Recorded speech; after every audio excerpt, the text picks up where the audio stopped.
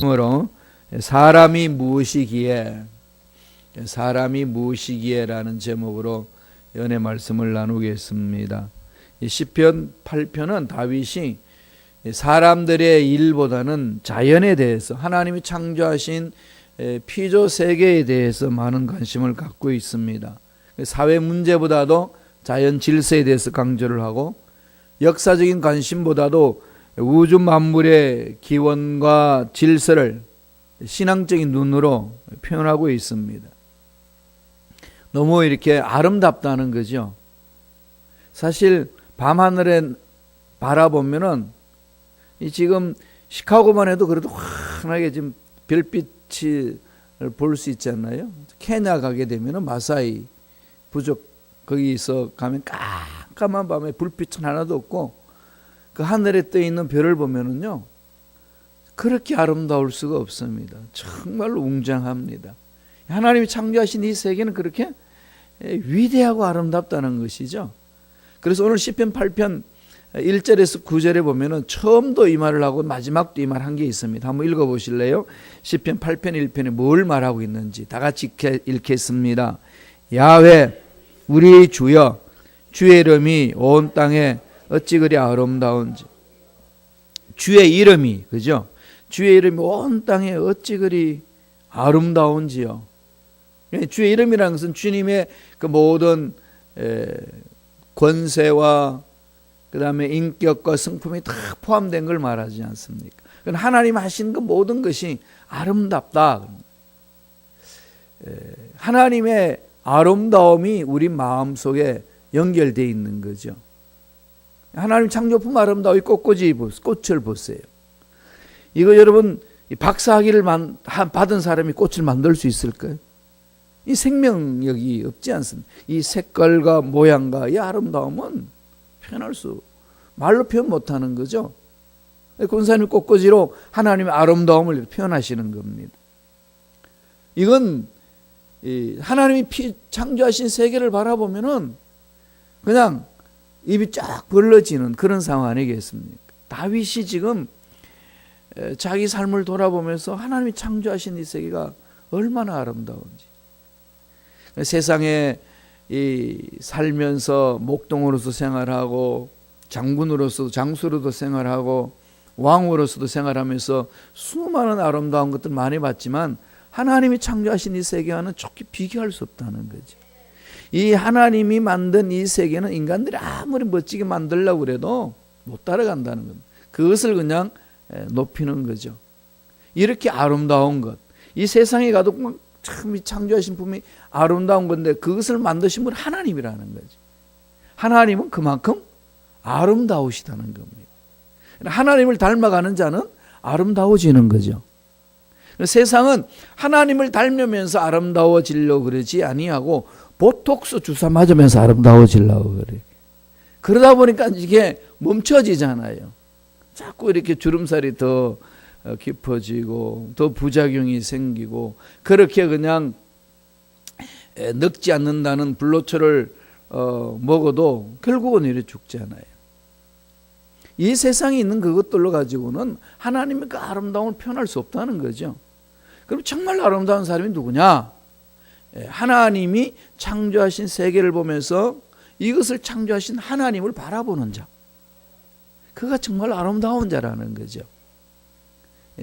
하나님이 미의 관점은 그겁니다.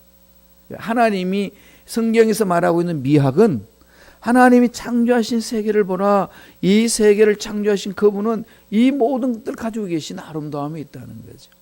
그래서 저와 여러분은요, 이 세상에 살면서 우리 인생의 최고를 아직 맛보지 못했습니다. 뭐 지금 살아오면서 이게 참 내 인생의 최고의 것이다라고 말했던 그것들이 하나님 나라 세계에서 최고냐는 거죠. 아직 도달하지 못했다는 거죠. 저와 여러분이 인생 중에 최고를 맛볼 때가 있습니다. 최고의 순간을 맛볼 때가 있어요. 언제죠? 몰라요? 죽을 때. 우리가 죽는 것은요, 세상은 절망이잖아요. 그런데 하나님 뭐라고 그러죠? 최고의 날이라는 겁니다. 여태껏 경험해보지 못한 정말로 새로운 날을 맛보는 거죠. 그런데 그 최고의 날을 맛보는데 이 세상에 살면서 육체를 입고 만드는 것만큼 하나님이 창조하신 그 창조 속에 천국이라는 그곳에 하나님의 역사 속에 있는 그곳에 들어갈 때는 그 아름다움이 완성이 되는 건데 말로 표현할 수 없는 그 최고의 날이 온다는 겁니다.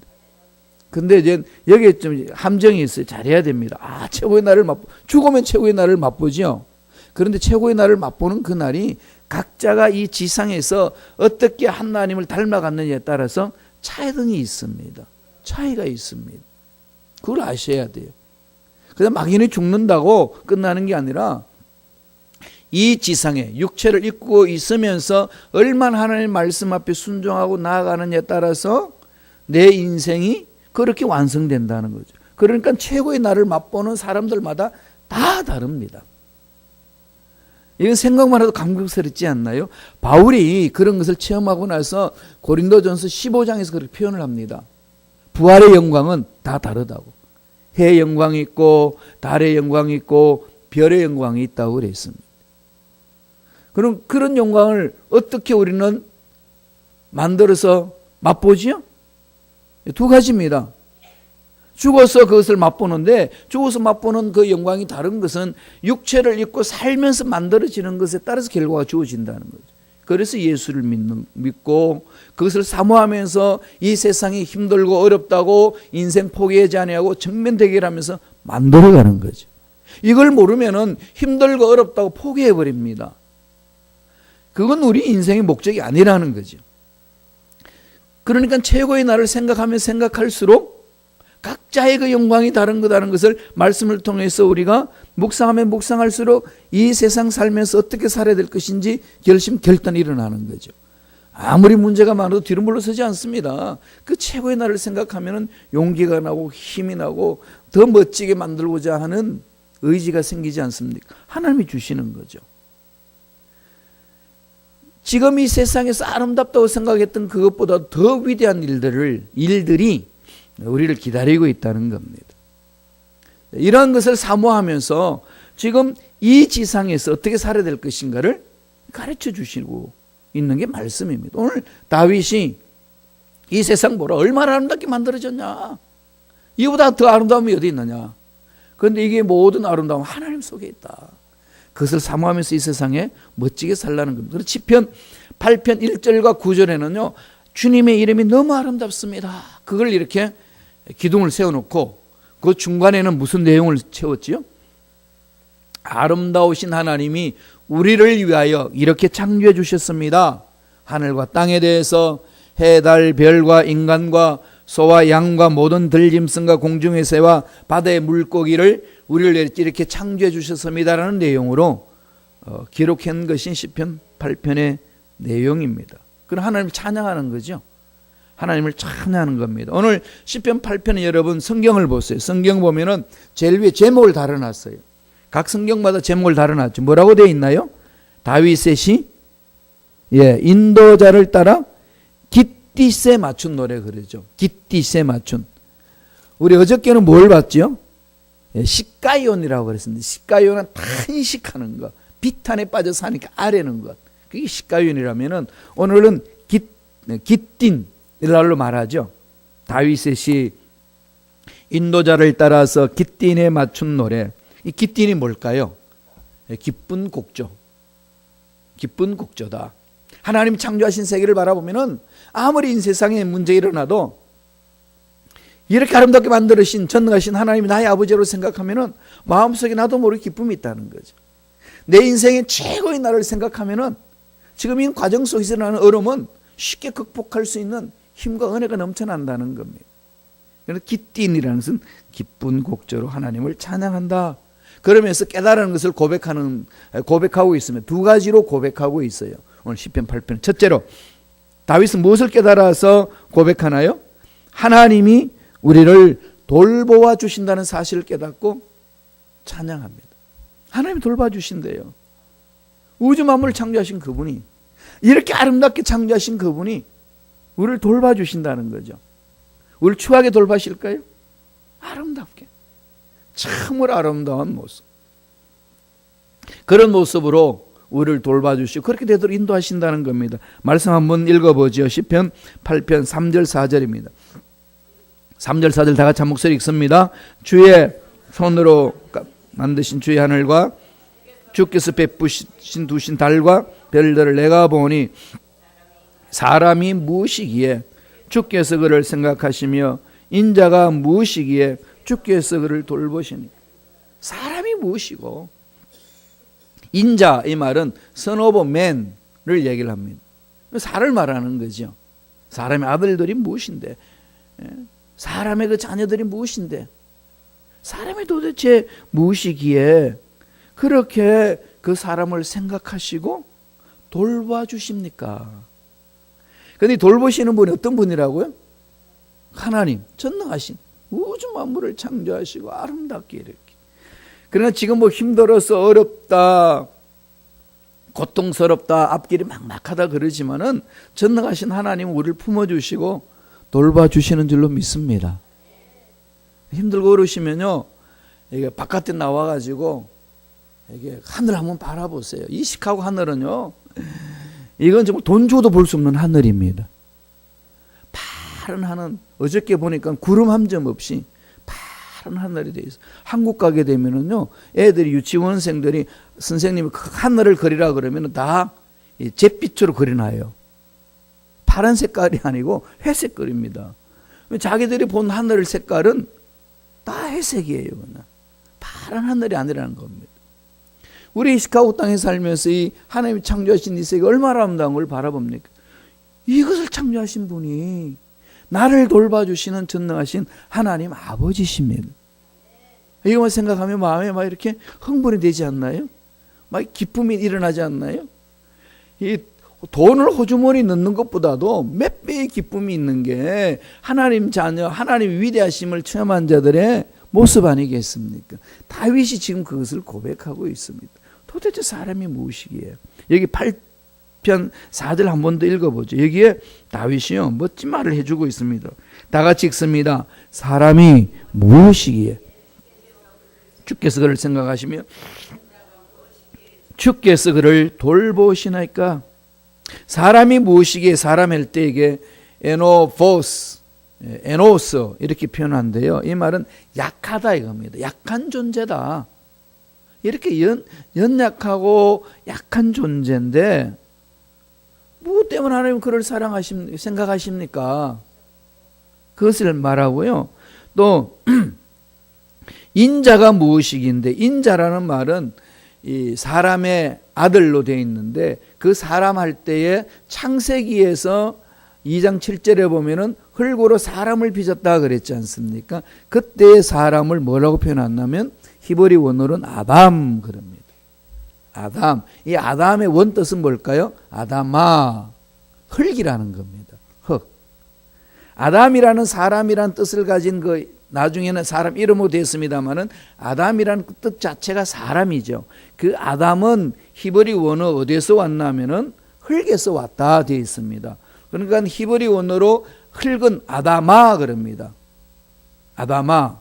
일본에서 아다마 이게 아니고 히브리어로 이렇게 아다마 이 말은 흙이다. 그렇게 보잘것없는 존재다 이거죠. 보잘것없는 이 존재에 하나님의 영이 들어가서 살아있는 존재가 된 것이 하나님의 사람이다 이렇게 말하는 거죠. 그러나 성경에서 말한 인간론은 보잘것없는 흙에서 만들어졌는데 인간다운 인간은 하나님의 영이 있을 때 인간다운 인간이 된다. 이것을 강조합니다. 그래서 참으로 예수 믿는 저와 여러분이 인간다운 삶을 살기 위해서는 어떻게 나가죠? 영이 살아있어야 됩니다. 하나님이 영이 살아있어야 돼요. 그래서 늘 성경은 뭘 강조하냐면 영혼이 잘됨 같이 가장 먼저 그것을 강조하는 거죠. 범사가 잘되고 강건한다. 주님도 지상에 계시면서 말씀을 전할 때 마태복음 6장 33절에 뭐라고 그러죠? 먼저 그 나라와 그 의를 구하라. 늘 하나님의 마음, 즉 영적인 것에 집중되어 있습니다. 인간의 삶의 가장 핵심은 영적인 것입니다. 영이 살아야 모든 것이 산다는 거죠.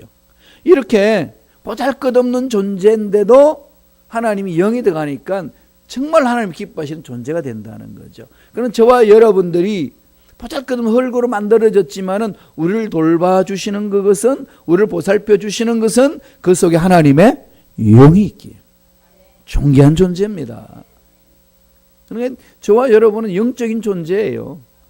함부로 무시하면 안 됩니다.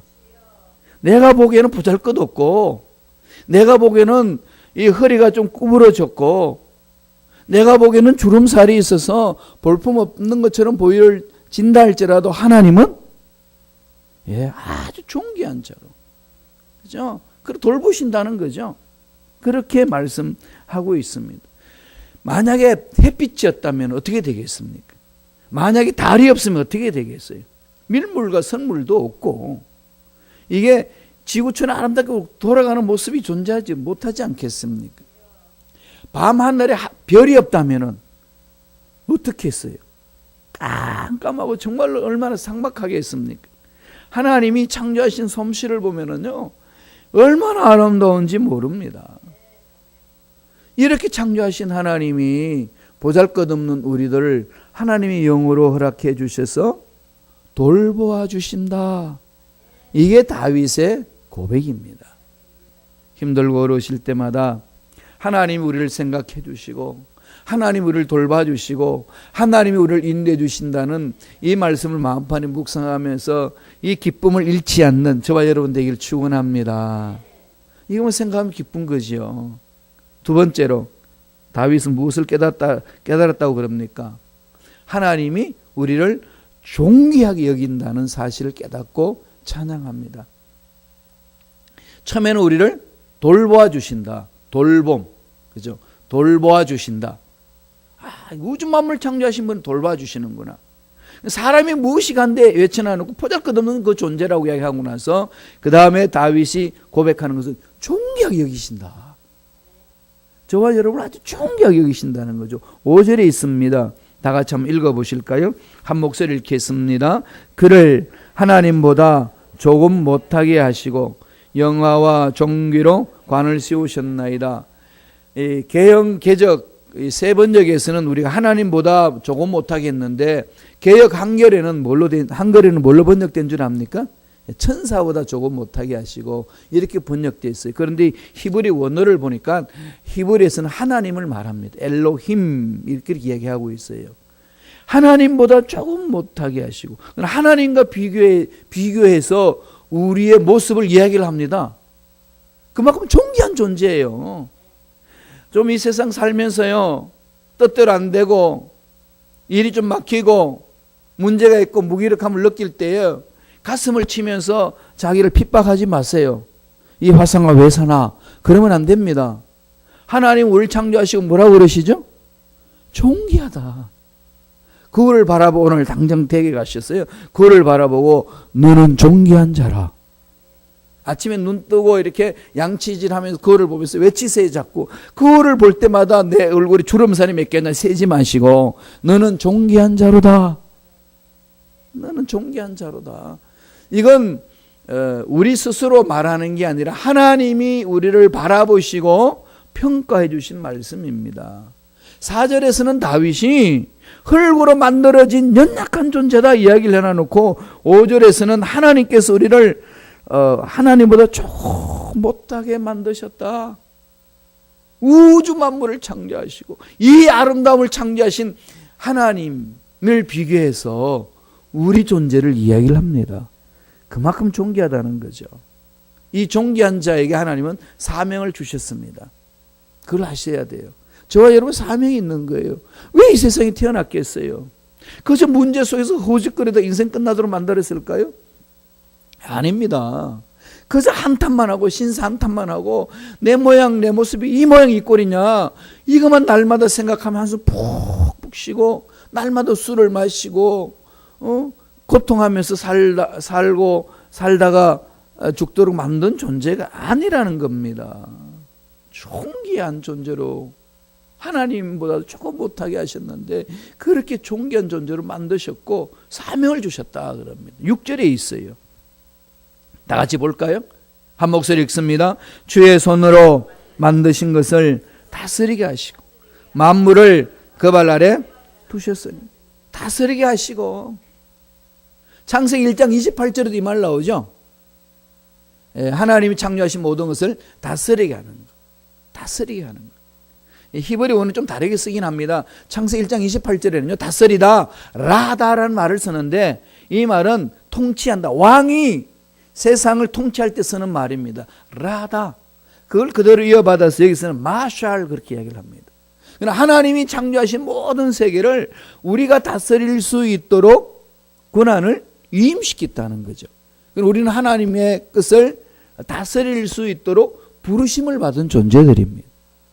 마귀들은 어떻게 하든지 하나님 방법대로 하나님 창조하신 세계를 다스리지 못하고 창조한 세계를 바라보고 섬기라고 만듭니다. 자꾸 마귀는 유혹하잖아요. 그래서 우상을 만드는 거 아니겠습니까? 세상이 무서워서, 바다가 무서워서, 하늘이 무서워서 우상을 섬겨놔 놓고 절하게 합니다. 그건 마귀 짓이에요. 하나님은 그렇게 하라는 것이 아니라 어떻게 하라는 거죠? 다스리라. 지금 현대에는 어떻게 신을 만들어서 살게 만들까요? 악한 영들이. 돈신을 만들어서 돈이 신처럼 우리의 삶을 지배하도록 그렇게 유혹하는 겁니다. 그런데 물론 돈은 힘이 있어요. 돈처럼 힘이 있는 게 있을까요? 이 세상에 어르신들 제가 이렇게 찾아뵙고 인사드려도 뭐 선물 사가지고 가는 것보다도 돈 들이는 걸 더 좋아하시더라고요. 돈 들이면 뭐든지 원하는 거 다 하실 수 있으니까. 선물은 마음에 들 때도 있고 안 들 때도 있어요. 선물권도 아니시더라고. 그냥 좋아하시는 것은 돈이더라고요. 근데 저를 돌아봤어요. 저를 보니까 저 역시도 돈이더라고요. 다 아시네. 돈은 그만큼 힘이 있습니다. 그냥 우리가 말하면요, 하나님만큼 힘이 있는 것처럼 느껴집니다. 세상은 하나님 눈에 안 보이니까 돈이 더 강한 거죠. 돈신을 섬겨요. 이게 우상이 됩니다. 근데 하나님은 뭐라고 말씀하죠? 그것도 내가 가지고 있다는 거죠. 그것도 내가 가지고 있다고 말씀하는 게 바로 11조 헌금을 드리라는 것이고, 예물을 가장 귀한 것을 내 앞에 내놓으라. 내가 그것을 책임져 주겠노라. 이런 관계로 말씀하는 거지 않습니까? 하나님 말씀하시는 것은 다스리라는 거예요. 돈도 다스릴 수 있는 능력이 있을 때에 더 큰 것을 주시고, 또 큰 것을 또 잘 다스릴 수 있으면 더 큰 것을 부어주시잖아요. 예, 다스리는 만큼 하나님은 부어주십니다. 그럼 잘 다스릴 수 있도록 훈련받아야 되는 거죠. 꼭 명심하셔야 됩니다. 8편 6절 기억하세요. 주의 손으로 만든 것을 우리한테 어떤 사명을 주신 거죠? 다스리게 하셨다. 통치자입니다.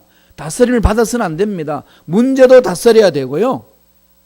세상의 모든 일도 다스려야 되고 돈도 다스려야 됩니다.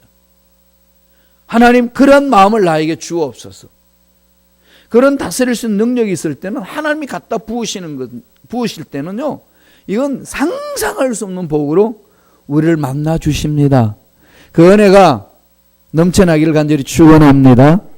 오늘 두 가지로 우리에게 깨달은 것을 다윗이 가르쳐 주잖아요. 하나님이 우리를 돌보아 주신다는 것, 하나님께서 우리를 존귀하게 여겨 주신다는 사실입니다. 다윗이 깨달은 것 우리 마음판에 새기시면서 멋진 인생 살아가시고 내 인생의 최고의 날을 바라보면서 그 최고의 날에 멋지게 내 인생을 만들어가기 위하여 최선을 다하는 후회 없는 인생 갖고 나가시기를 간절히 축원드립니다. 기도하겠습니다. 하나님 아버지 감사와 찬양을 드립니다. 오늘도 우리에게 생명을 주셔서 최고의 인생 날을 기대하고 소망하면서 달려가는 이 육체 입은 인생 속에 힘들고 어려워도 능히 이겨내며 넘어져도 일어서서 달려갈 줄 아는 믿음의 일꾼들에게 축복하여 주옵소서. 나사렛 예수 이름으로 명하노니 하나님의 말씀 안에 거하지 못하게 하고 내 인생의 최고의 날을 잊어버리게 만드는 모든 흑암의 세력들은 떠나갈지어다. 예수 이름으로 명하노니 앞날에 막힌 모든 문제들은 풀어지는 역사가 일어날지어다. 머리부터 발끝까지 모든 육체의 질병도 사라질지어다. 하나님의 존귀한 존재들을 병만은 만지지 말지어다. 떠나갈지어다. 씻어주시고 정결케 하여 주시니 감사합니다. 치료해 주시니 감사합니다.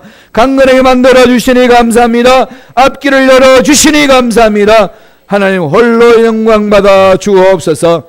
하나님 은혜 감사히 귀한 예물 드립니다. 드린 손길들마다 축복해 주시고 은혜를 다하여 주시고 필요한 물질에 복도 허락하여 주셔서 하나님께는 영광이 주의 모든 사람들에게 은혜를 끼치는 믿음의 일꾼들의 손길 되게 축복하여 주옵소서.